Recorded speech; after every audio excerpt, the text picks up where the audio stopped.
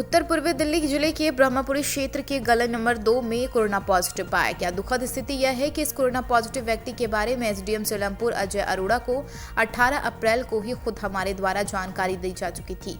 इस व्यक्ति में कोरोना के सभी लक्षण नजर आ रहे, मगर एसडीएम द्वारा अभी तक कोई ध्यान नहीं दिया गया। इसके बाद ज़्यादा तबियत बिगड़ने पर हम खुद उसको लेकर सेंट स्टीफन हॉस्पिटल गए, जहां से कोरोना के लक्षण होने पर इन्हें राम मनोहर लोहिया हॉस्पिटल रेफर कर दिया गया। 23 अप्रैल को इनके कोरोना पॉजिटिव की रिपोर्ट आ गई, मगर प्रशासन द्वारा ना तो इस घर को क्वारंटाइन किया गया और ना ही सैनिटाइज आदि किया गया। इसके बाद 24 अप्रैल को हमारे द्वारा प्रशासनिक अमले की लगातार सूचना दी जाती रही, मगर प्रशासन के कान तक जू नहीं रेंगी। अब सवाल यह है कि प्रशासन द्वारा कोरोना पॉजिटिव पाए जाने के बाद भी लगभग 40 घंटे तक लापरवाही क्यों बरती गई।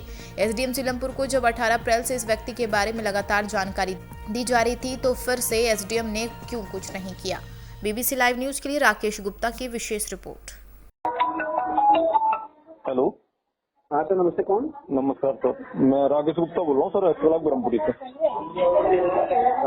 ब्रह्मपुरी से? हाँ, एक्स लाख ब्रह्मपुरी से, नॉर्थ ईस्ट जिले से। बोलो भैया। सर, ये कल से जो है कोई इसमें ये नहीं हो रहा था, कोरोना पॉजिटिव मिला था मेरे बिल्कुल बगल वाले घर में, और उसके बाद फिर आज फिर उसी मकान में एक और व्यक्ति को डॉक्टर्स ने बोल दिया कि आपको भी 100% कोरोना है। हालांकि रिपोर्ट नहीं आई है उसकी, लेकिन अभी जो है एसडीएम साहब वगैरह सभी आए हुए हैं। ठीक है, आ गए ना? हाँ, आ गए सर, आ गए। धन्यवाद सर। कोई दिक्कत होगी तो 104 सर, वो कोई फायदा नहीं, आप वो बिल्कुल बेकार चीज है सर, वो उसका कोई बेनिफिट नहीं है। माफी बिल्कुल आ गए सर, मैंने आपको फोन कर। दोस्तों नमस्कार, कैसे हो आप सब। आज जो मुझे इस स्थिति में लाइव होना पड़ रहा है, कुछ ऐसी ज़रूरी चीज़ें हैं जिनको आपसे शेयर करना ज़रूरी है। कोरोना के बारे में वास्तविक स्थिति वह नहीं है जो सरकार द्वारा हमें बताई जा रही है। सरकार से मेरा तात्पर्य आपकी सरकार या नरेंद्र मोदी की सरकार से नहीं है, मेरा तात्पर्य दोनों ही सरकारों से है। एक घटना मैं आपको सुनाता हूं जो 2 दिन से मेरे साथ घटित हो रही है। उससे पहले मुझे भी लगता था कि कोरोना पे सब कुछ बहुत सामान्य चल रहा है और सारी चीज़ें सरकार द्वारा, मीडिया द्वारा बिल्कुल सही रखी जा रही हैं, मगर ऐसा नहीं है। कोरोना पर हो कुछ और रहा है, दिखाया कुछ और रहा है, वास्तविकता कुछ और है। मेरे पड़ोस में भूरेलाल गुप्ता जी हैं, जो पिछले 15-20 दिन से बीमार चल रहे थे और उनमें कोरोना के बहुत सारे सिम्टम्स नज़र आ रहे थे, लगभग सभी सिम्टम्स। मैंने 18 अप्रैल को 102 नंबर पर फ़ोन किया, एम्बुलेंस बुलवाई और उनको जांच कराने के लिए गुरु तेग बहादुर हॉस्पिटल, जो पूर्वी दिल्ली का नामी गिरामी हॉस्पिटल है, उसमें भेज दिया। गुरु तेग बहादुर हॉस्पिटल में उनको किसी प्रकार की कोई जांच नहीं की गई, केवल दूर से उनको देखा गया और 5 दिन की खांसी, बुखार, जुकाम की दवाई देकर वापस भेज दिया गया। साथ ही उन्हें कहा गया कि अगर आपको लगता है कि आपको कोरोना है तो आप 4,500 रुपये बाहर जाकर टेस्ट करवा सकते हैं, इसमें आपके 4,500 रुपये लगेंगे। उनका बेटा किशन, जो उनके साथ गया था, वो वापस उनको लेकर घर पर आ गया। मुझे सारी स्थिति बताई, बड़ा अजीब लगा कि आखिर ऐसा कैसे हो सकता है कि दिल्ली सरकार इतना ढोल पीट रही है। नरेंद्र मोदी जी रोज़ाना लाइव आके बता रहे हैं कि हम ये कर रहे हैं, हम ये कर रहे हैं, और एक अस्पताल में जाने पर भी व्यक्ति की कोरोना की जांच नहीं हो रही। खैर कोई बात नहीं, हमें लगा चूँकि ये सारा मामला एसडीएम साहब के अधीन आता है, तो हमने एसडीएम सीलमपुर अजय अरोड़ा जी को डायरेक्टली फ़ोन किया, मगर अजय अरोड़ा जी ने हमारा फ़ोन नहीं उठाया। उसके बाद हमने अजय अरोड़ा को टेक्स्ट मैसेज किए और उनको सारी स्थिति बताई। उन्होंने लिखकर हमें भेजा कि ठीक है, मैं डॉक्टर्स की टीम भेज रहा हूँ और इस व्यक्ति को हम जांच करवा लेंगे। मगर दुखद स्थिति ये रही कि कोई भी डॉक्टर्स, कोई भी टीम, बिल्कुल भी कोई भी व्यक्ति नहीं आया और उनकी कोई जांच नहीं हो पाई। रात में जब उनकी स्थिति ज़्यादा ख़राब हुई तो 19 तारीख को सवेरे में भूरेलाल जी के दोनों लड़के, भूरेलाल जी के 2 दामाद, उनको प्राइवेट गाड़ी से लेकर सेंट स्टीफन हॉस्पिटल गए, जहाँ पर उनको एडमिट करा दिया गया। और सेंट स्टीफन हॉस्पिटल के अंदर जब उनको ये लगा डॉक्टर्स को कि इस व्यक्ति में कोरोना के सिम्टम्स हैं, तो उन्होंने उसको डॉक्टर राम मनोहर लोहिया हॉस्पिटल भेज दिया। डॉक्टर्स ने भूरेलाल गुप्ता को राम मनोहर लोहिया हॉस्पिटल ट्रांसफ़र कर दिया। 19 तारीख से और 23 तारीख तक डॉक्टर्स जो भी करते रहे वो अलग मैटर है, जो भी डॉक्टर्स ने किया अच्छा बुरा मुझे जानकारी नहीं है उस बारे में। 23 तारीख की शाम को 4 साढ़े 4 बजे के आसपास भूरेलाल गुप्ता की कोरोना पॉजिटिव रिपोर्ट आ गई कि भूरेलाल गुप्ता कोरोना पॉजिटिव हैं। उसके बाद हमें लगा कि चूँकि कोरोना एक बहुत भयावह बीमारी लोग बता रहे हैं, घर के घर उसमें पॉजिटिव हो जा रहे हैं, गली की गली पॉजिटिव हो जा रही है। जहांगीरपुरी में भी एक ही गली में 47 लोग कोरोना पॉजिटिव निकले।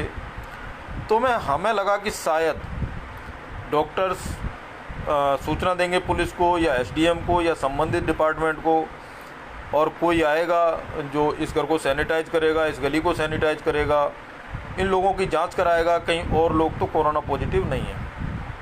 मगर ऐसा कुछ नहीं हुआ। हमने 23 तारीख को रात भर देखा, दोपहर के 12 बजे तक देखा, 24 तारीख दोपहर 12 बजे तक, लेकिन कहीं कुछ नहीं हुआ। उसके बाद जब डॉक्टर्स से बात की गई तो डॉक्टर्स का कहना था कि ये हमारा काम है, हम अपने आप आज जानकारी दे देंगे प्रशासन को और प्रशासन उसके बाद कोई काम करेगा।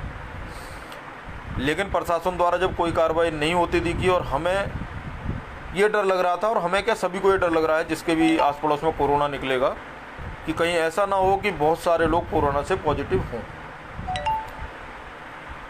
मैंने उसके बाद 12:06 पर एसडीएम साहब सीलमपुर को फ़ोन किया, लेकिन उन्होंने फ़ोन नहीं उठाया। उसके बाद मैंने डिस्ट्रिक्ट मजिस्ट्रेट शशि कौशल जी को फ़ोन किया, उन्होंने मेरा पहली बार में फ़ोन उठा लिया और उनको मैंने सारी बात बताई। उन्होंने मुझे रिप्लाई किया कि आप एड्रेस दीजिए, हम डॉक्टर्स की टीम भेज रहे हैं, हम संबंधित अधिकारियों को भेज रहे हैं। लेकिन 2 बजे तक कोई भी नहीं आया। उसके बाद मैंने DCP north east Delhi Ved Prakash Surya ji, joint CP, special CP doctor Harshvardhan, Narendra Modi, Arvind Kejriwal, लगभग 50 संबंधित लोगों को लगातार ट्वीट किए, फेसबुक पर डाला, सारी चीज़ों को लगातार फ़ोन किए, मगर कहीं से कोई रिप्लाई नहीं हुआ। अलबत्ता तो फ़ोन ही नहीं उठे, लेकिन जिसका फ़ोन उठा उसके द्वारा सिर्फ यही कहा जाता रहा कि ठीक है हम आ रहे हैं, हम आ रहे हैं, मगर पूरे दिन भी कोई नहीं आया। इसके बाद भूरेलाल गुप्ता के साथ एक दुखद चीज़ और हुई। शाम 24 तारीख को शाम 4 बजे उनको आरएमएल अस्पताल से सफदरजंग के लिए रेफ़र कर दिया गया। पहली बात तो एम्बुलेंस ही नहीं मिली, प्राइवेट एम्बुलेंस ढूंढते रहे, कोई कोरोना पॉजिटिव को ले जाने के लिए तैयार ही नहीं था। खैर अस्पताल द्वारा उनको 7 साढ़े 7 बजे एम्बुलेंस मुहैया कराई गई, जो भूरेलाल गुप्ता को लेकर सफदरजंग हॉस्पिटल पहुंची। मगर दुखद ये रहा कि बड़ी बड़ी बातें करने वाली दिल्ली सरकार, बड़ी बड़ी बातें करने वाली केंद्र सरकार, मेरी बात को ध्यान से सुने, दुखद ये रहा कि सफदरजंग हॉस्पिटल वालों ने भी भूरेलाल गुप्ता को वापस लौटा दिया। उनका कहना था कि हम इस प्रकार से किसी भी कोरोना पॉजिटिव को नहीं रख सकते, और उनको वापस आरएमएल लाया गया। आरएमएल से उनको झज्जर एम्स में रेफ़र कर दिया गया। मैं यहाँ दिल्ली के मुख्यमंत्री अरविंद केजरीवाल से सवाल पूछना चाहता हूँ कि आप बड़े बड़े दावे करते हैं, बड़ी बड़ी बातें करते हैं कि दिल्ली के अंदर अगर 30,000 मरीजों की भी एक साथ ज़रूरत पड़ गई तो हमारे पास बेड हैं। अभी तो दिल्ली के अंदर मरीजों की संख्या केवल 2,500 ही है, और 2,500 मरीज होने पर एक 61 वर्षीय बुजुर्ग व्यक्ति को आप दिल्ली से बाहर रेफ़र कर रहे हैं। क्या है आपका सिस्टम? क्यों इतनी बड़ी बड़ी बातें आप करते हैं? आके रोज़ाना आप ऑनलाइन होते हैं, रोज़ाना यूट्यूब पर होते हैं, रोज़ाना टीवी चैनल्स पर होते हैं। कहाँ ज़रूरत है आपको ये कहने की कि हमारे पास इतने अस्पताल हैं, हमारे पास इतनी पीपीई किट है, हमारे पास ये है, हमारे पास वो है, जब आपके पास किसी आम आदमी के लिए कुछ है ही नहीं। तो कहाँ ज़रूरत है अरविंद केजरीवाल को, कहाँ ज़रूरत है नरेंद्र मोदी को रोज़ाना आकर ढोंग करने की, रोज़ाना आकर ढोल पीटने की कि हम ये कर रहे हैं देश के लिए, हम ये कर रहे हैं? क्यों बरगला रहे हैं लोगों को कोरोना पर? आप हाथ खड़े कर दीजिए ना, आपके बस की नहीं है कुछ भी, हाथ खड़े कर दीजिए। जनता मरेगी जिएगी, जनता का नसीब है। आप क्यों लोगों को अपने अपने योजनाओं को ढोल पीट रहे हैं। खैर आगे चलते हैं। इसके बाद मैंने रात को डॉक्टर हर्षवर्धन को लगातार कई कॉल किए, लेकिन डॉक्टर हर्षवर्धन जी ने फ़ोन नहीं उठाया। दिल्ली सरकार के मंत्रियों के, डॉक्टर अरविंद केजरीवाल के, मनीष सिसोदिया के, सत्येंद्र जैन के जो भी नंबर्स मेरे पास थे, मैं लगातार फ़ोन करता रहा, किसी ने भी फ़ोन मेरा नहीं उठाया। ट्विटर पर मैंने अरविंद केजरीवाल को, डॉक्टर हर्षवर्धन को और सत्येंद्र जैन जो दिल्ली सरकार के स्वास्थ्य मंत्री हैं, इनको लगातार कई ट्वीट किए, लेकिन अभी तक भी पलटकर किसी ने मेरे ट्वीट का कोई जवाब नहीं दिया।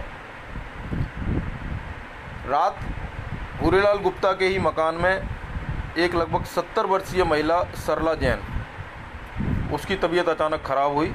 उसमें वे सभी लक्षण थे जो कोरोना के पेशेंट में होते हैं या सरकार द्वारा, डॉक्टर्स द्वारा बताए जा रहे हैं कि इन लक्षणों वाला व्यक्ति कोरोना पॉजिटिव हो सकता है। मैंने उस परिवार से कहा कि आप किसी भी प्रकार से इनको लेकर जाएं और हॉस्पिटल में इनकी जांच कराएं। सरला जैन के घर वाले उनको जीटीबी हॉस्पिटल लेकर गए, जहां डॉक्टर्स ने उनको कोरोना वार्ड जो भी उन्होंने बना रखा है उसमें एडमिट कर लिया। और बकौल सरला जैन के घर वालों, उन्होंने कहा कि ये कोरोना पॉजिटिव है। डॉक्टर्स ने सरला जैन के घर वालों से कहा ये कोरोना पॉजिटिव है। ये स्थिति बहुत अधिक ख़राब है कि भाई एक ही मकान में 2 कोरोना पॉजिटिव मिले। ये कहीं ना कहीं कम्युनिटी ट्रांसमिशन की तरफ इशारा कर रहा है। एक बड़ा इशारा है कि इस घर में रहने वाले और लोग भी, इस गली में रहने वाले लोग भी, भूरेलाल गुप्ता के संपर्क में आए और लोग भी कोरोना पॉजिटिव हो सकते हैं।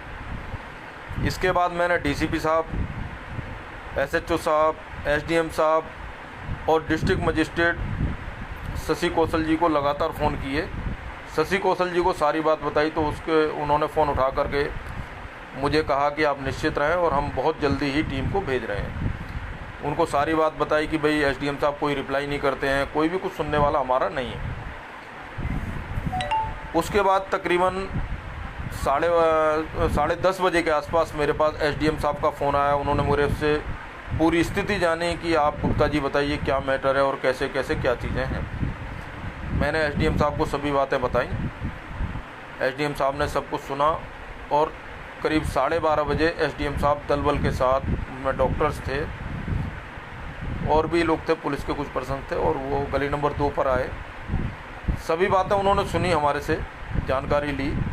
उसके बाद उस मकान में रहने वाले 34 और लोग, भूरेलाल, मैं आपको बता दूं, भूरेलाल गुप्ता का एक बड़ा मकान है जिसके अंदर कम से कम 34 लोग एक रिकॉर्ड के अनुसार रह रहे हैं। उन 34 लोगों का कोरोना पॉजिटिव टेस्ट कराया गया। साथ ही मेरे वाले मकान में 10 लोग हैं कुल मिला के, उनका कोरोना टेस्ट कराया गया। हमारा सबका कोरोना टेस्ट हो चुका है और ये आने वाले दिन बताएंगे कि इन 44 लोगों में क्या कोई कोरोना पॉजिटिव है या नहीं है।